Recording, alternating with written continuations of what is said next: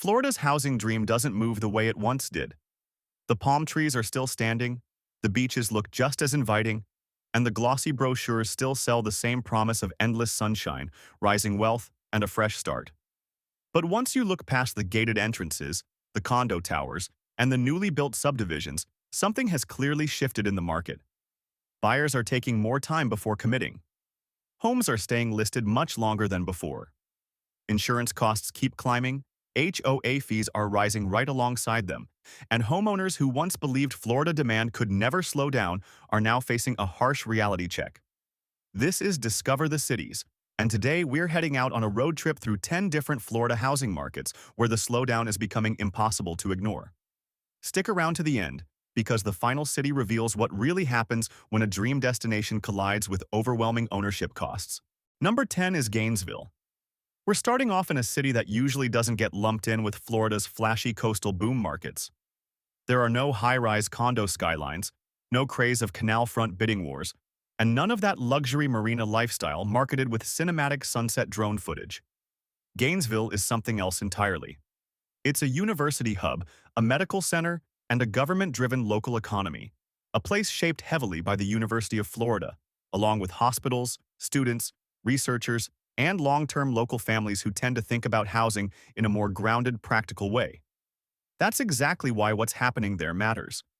Even in a market supported by real economic anchors, the after effects of the housing boom are starting to show. On the surface, Gainesville can still appear relatively steady. Around March 2026, the median home price sat near $281,675, which reflected a 5.4% increase year over year, and properties were typically selling in about 41 days. But beneath those headline numbers, the picture is far more uneven. In zip code 32608, for example, prices actually dropped about 2.8% year over year, with homes sitting on the market for roughly 72 days and overall sales activity weakening. In another area, 326, prices fell even further, down around 5.4%, with transactions slowing sharply. This kind of split behavior is exactly what makes the market confusing for sellers. One part of the city feels active and healthy, while another feels completely stalled. One listing draws steady attention, while another barely gets noticed. The core issue in Gainesville isn't speculative coastal hype. It's affordability pressure building up over time. Most buyers here are tied to local income sources like university positions, healthcare jobs, or rental investment math. When interest rates remain high and insurance costs keep climbing, those buyers become much more cautious. And once caution sets in, weaker properties start to stand out. Older homes needing roof work, student rentals that no longer produce reliable cash flow, and suburban houses still priced as if it were 2021. Gainesville isn't collapsing, but it is offering a clear early look at what a cooling market feels like. It begins with uneven performance. It shows up in longer days on market. And it becomes obvious when sellers realize that even a solid local economy doesn't automatically translate into quick offers. Number 9 is Deltona. We're now heading southeast into one of Florida's key working-class suburban markets, located between Orlando and Daytona Beach. This isn't a city built around yacht clubs, luxury marinas, or million-dollar ocean views. Deltona's appeal has always been much more straightforward. A house, a patch of yard, a driveway, and a monthly payment that, at least at one point, felt more attainable than what you'd find in Florida's larger metro areas. That affordability narrative is exactly what made Deltona such a magnet during the boom years. People priced out of Orlando looked here. Remote workers looked here. Investors did the same. And for a period of time, that demand held up very well. But markets that rely heavily on affordability tend to react sharply to changes in monthly costs. When mortgage rates rise, insurance premiums increase, and wages fail to keep pace, the entire value equation starts to strain. On the surface, Deltona still looked fairly solid in March 2026, with median home prices around $380,000, reflecting roughly a 6.2% increase year over year and average selling times near 52 days. However, once you dig deeper, the weaknesses start to appear. In zip code 32738, prices were slightly declining. Homes were taking about 62 days to sell, and sales volume was softening. In 32725, price per square foot dropped around 5.3%, signaling that buyers are beginning to resist higher asking prices.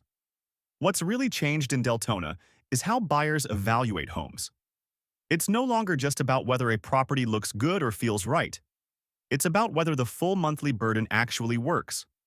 That includes insurance, property taxes, maintenance, utilities, commuting expenses, and the risk of expensive repairs like a failing roof, especially in neighborhoods where listings are starting to cluster. For sellers, that shift is unforgiving. Deltona's boom years were driven by speed and momentum.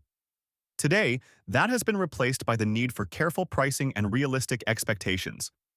Overpricing leads to long waits. Ignoring repair issues leads to immediate rejection.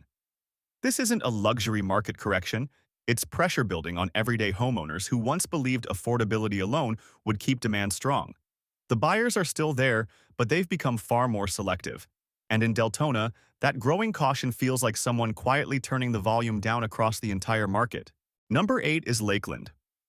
We're now moving into Lakeland, a city positioned between Tampa and Orlando that has long acted as one of Florida's key pressure release valves for migration. For years, Lakeland had a very simple and effective pitch. It was close enough to two major metros to feel connected, yet far enough away to remain relatively affordable.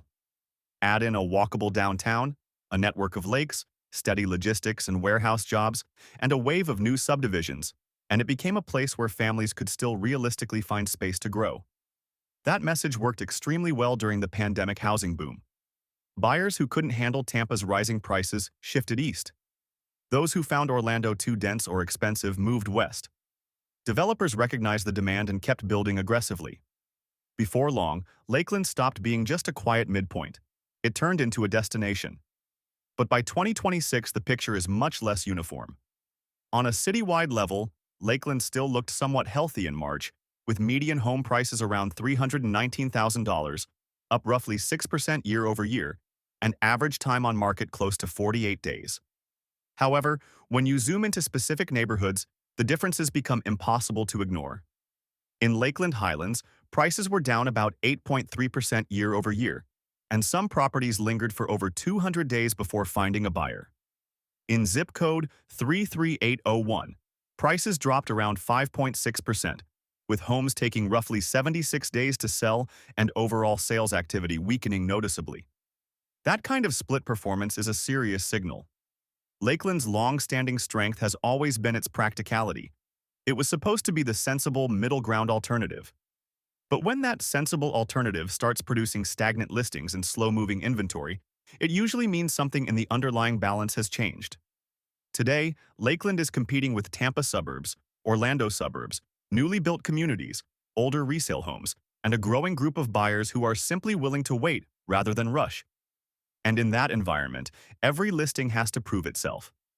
Buyers start asking harder questions. Is the roof newer? Is the air conditioning system updated? Is insurance still manageable? And most importantly, is this actually a better deal than a brand new home just down the road offering closing cost incentives? That last comparison is especially damaging for sellers, because builders can offer financial incentives that individual homeowners simply can't match, which puts resale properties at a clear disadvantage. Lakeland isn't collapsing, but it is no longer the effortless winner it appeared to be during the boom years. And for anyone who bought near the peak, that shift makes a very real difference. Number 7 is Palm Coast. We're now moving north along Florida's Atlantic coast into Palm Coast, a city that has long marketed a quieter version of coastal living. It's less hectic than Orlando, more affordable than South Florida, and far less well-known than Florida's headline beach destinations. For many buyers, it offered an easy lifestyle to imagine: retirement-friendly communities, golf courses, walking and biking trails, boating access, and a slower day-to-day rhythm, all without the extreme price tags found further south. Palm Coast built much of its appeal around a simple idea: it was still reasonable. But by 2026, that claim is becoming harder to support. Citywide data shows a market that isn't collapsing, but is clearly weighed down. According to Redfin's Palm Coast market data, prices in March 2026 were up about 3.6% year over year. However, that overall growth hides some clear signs of strain. including individual listings sitting for as long as 177 days before finally selling. In zip code 32137, prices were essentially flat, while average time on market stretched to around 90 days. In downtown Palm Coast, values were down roughly 10% year over year. That combination points to a market where the lifestyle appeal is still there, but urgency has faded. Palm Coast still offers many of the things Florida buyers typically look for: newer housing stock, coastal proximity, retirement-friendly amenities, and more space than the dense metro markets to the south. But it also faces the same broader pressures seen across the state: rising insurance costs, higher interest rates, and monthly payments that have become significantly harder to justify. More importantly, buyers no longer treat every Florida listing as something that needs to be acted on immediately. And in a lifestyle-driven market like Palm Coast, that shift matters a lot. Retirees can afford to wait. Out-of-state buyers can keep browsing. Investors can run the numbers and simply move on if they don't like what they see. Meanwhile, a seller might believe their home stands out because it's near the coast, but a buyer is often comparing multiple similar listings at once, noticing repeated price cuts and factoring in insurance quotes that quickly change the overall affordability. This is how coastal-adjacent markets begin to stall. Not through dramatic crashes, but through slow, quiet buildup at the listing level. Palm Coast still appears calm from the outside. But underneath that calm, sellers are starting to realize that a slower buyer isn't just a delayed buyer. It's a fundamentally different kind of market behavior. Number 6 is Sarasota. We now arrive in Sarasota, one of Florida's most polished and lifestyle-driven housing markets. This is a city shaped by culture, beaches, wealth, restaurants, arts, boating, and a more refined version of Gulf Coast living. For a long time, Sarasota carried the feeling of being somewhat insulated. It wasn't as flashy as Miami, not as chaotic as Orlando, and not as heavily driven by speculation as some of the investor-focused markets elsewhere in the state. It positioned itself as a quality market. But even high-quality markets lose momentum when prices grow faster than the pool of buyers willing to support them.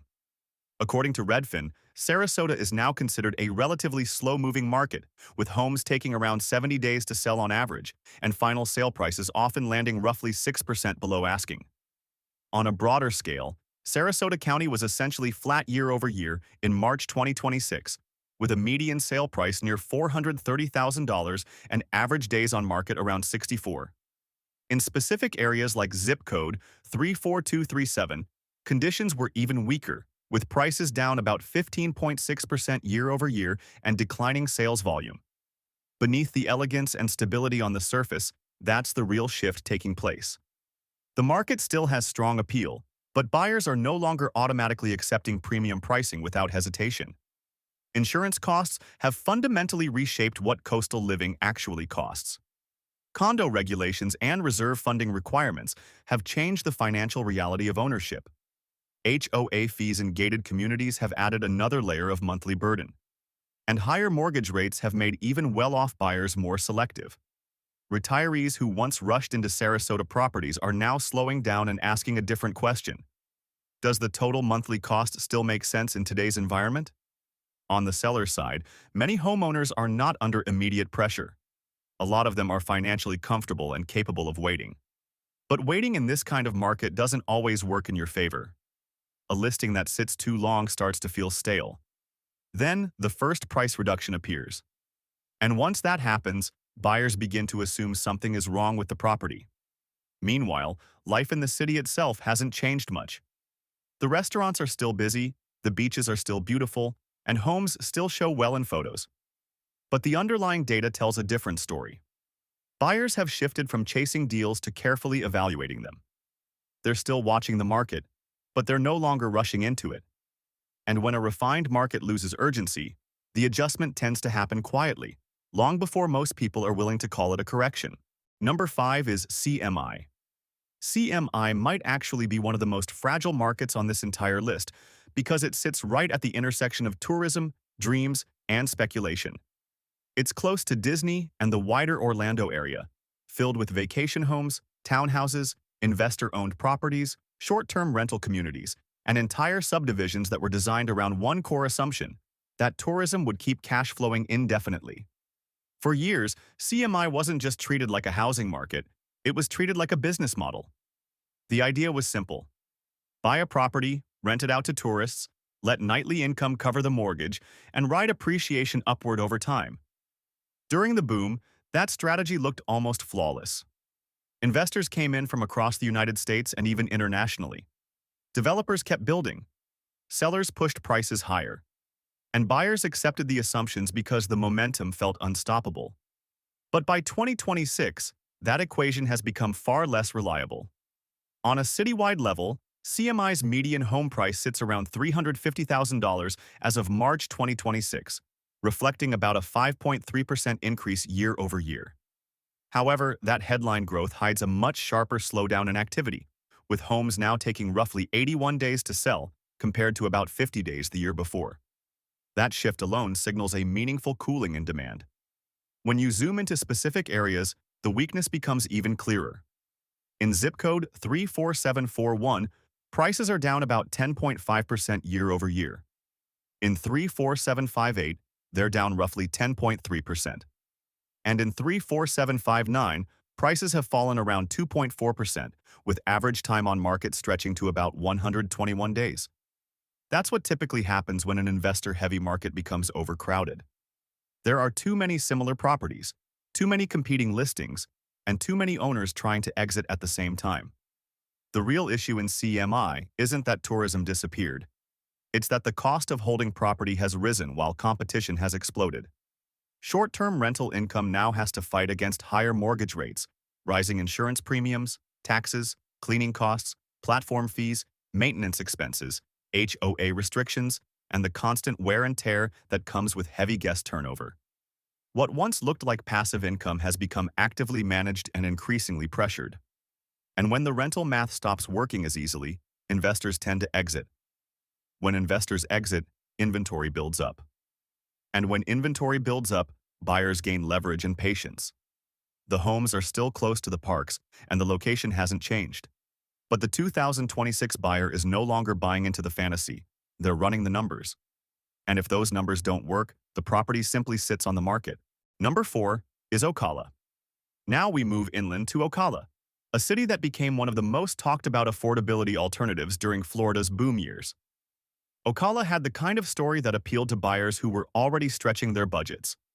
It was still cheaper than coastal markets, still expanding, still connected to the broader Central Florida economy, and still offering space for new construction, retirees, and families who wanted Florida living without paying oceanfront prices.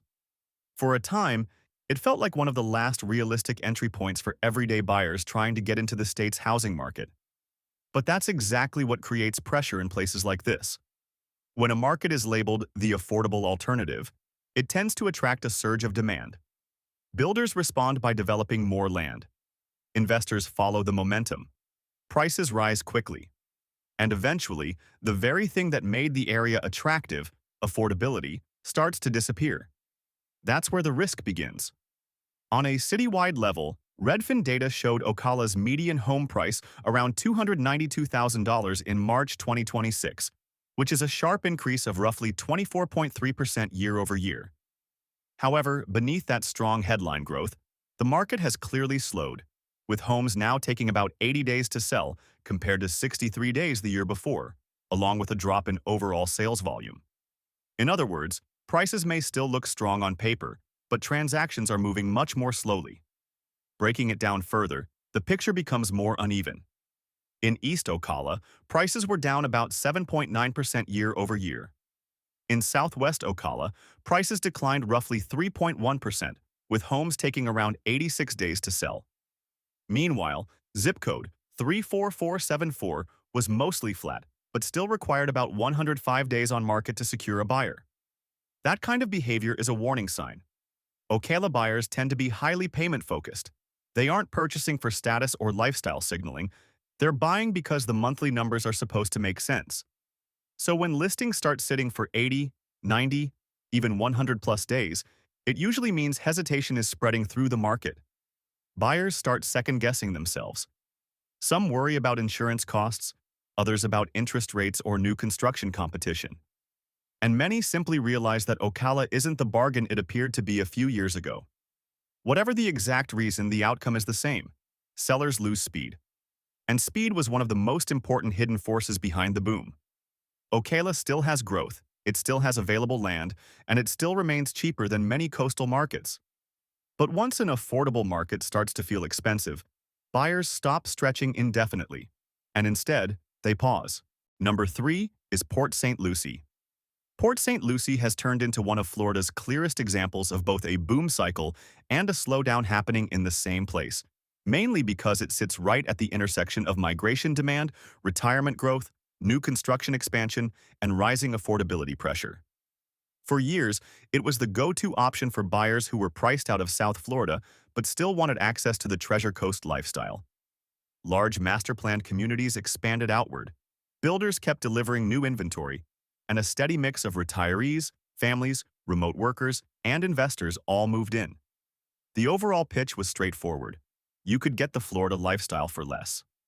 But by 2026, that story is starting to weaken. According to Redfin's March data, Port St. Lucie's median home price sits around $410,000, showing only about 0.8% growth year over year, while average selling time has stretched to roughly 93 days. Across St. Lucie County, homes are now taking about 105 days to sell on average. Looking at specific areas makes the slowdown even more visible. In St. Lucie West, prices were down about 2.4% year over year. In zip code 34952, values fell roughly 4.9%. And in 34987, properties were sitting around 108 days before selling. That's not a fast-moving market. That's a market where buyers clearly have time, choice, and leverage. And that shift matters a lot for Port St. Lucie because so much of its growth model depends on steady absorption of new housing. New developments need constant demand. Resale homeowners need confidence that there's always a buyer behind them. Investors need reliable rental performance. Retirees need stability. Builders need each phase to sell through before the next one starts to feel overbuilt. When homes start taking 3 months or more to sell, that rhythm breaks. Confidence begins to fade. The city is still attractive, but the financial reality has changed. Monthly payments are no longer what they used to be once insurance, taxes, HOA fees, and higher interest rates are factored in. Today's buyers are running more detailed comparisons than ever. They're weighing commute patterns, builder incentives, ongoing costs, and even whether a home might lose out to a discounted new construction property nearby. Port St. Lucie isn't collapsing, but it is caught in a difficult position, stuck between a strong long-term growth narrative and a much slower short-term reality. Number 2 is Vero Beach. Vero Beach is one of those markets where the slowdown feels especially unsettling because, on the surface, everything still appears calm and stable. This isn't Orlando's short-term rental engine, and it isn't Miami's dense high-rise skyline energy. Vero Beach has always marketed something different: quiet wealth, understated coastal living, retirement comfort, and a slower, more relaxed version of Florida's shoreline lifestyle. That sense of calm is exactly why so many buyers trusted it. But by 2026, even Vero Beach is showing clear signs that buyer behavior has shifted toward caution. Citywide, the median home price in March 2026 was around $400,000, reflecting roughly a 10.1% increase year over year. However, that strength in pricing doesn't match the pace of sales, with homes now taking about 107 days to sell compared to 96 days the year before. That's a significant amount of time in a coastal market. Looking closer, the weakness becomes more obvious. In Vero Beach South, prices were down about 1.2%. In the 32963 Barrier Island zip code, values dropped roughly 17.4% year over year, with homes averaging around 110 days on market. In Vero Beach Estates, prices were down as much as 36.4% year over year, although smaller sample sizes can exaggerate those swings. Taken together, this is the kind of data that tends to make sellers uneasy. The key reason is that Vero Beach is a discretionary market. A large portion of buyers here don't have to purchase right now. They can rent instead, they can wait another season, they can explore markets farther north, or they can simply hold cash and watch pricing adjust.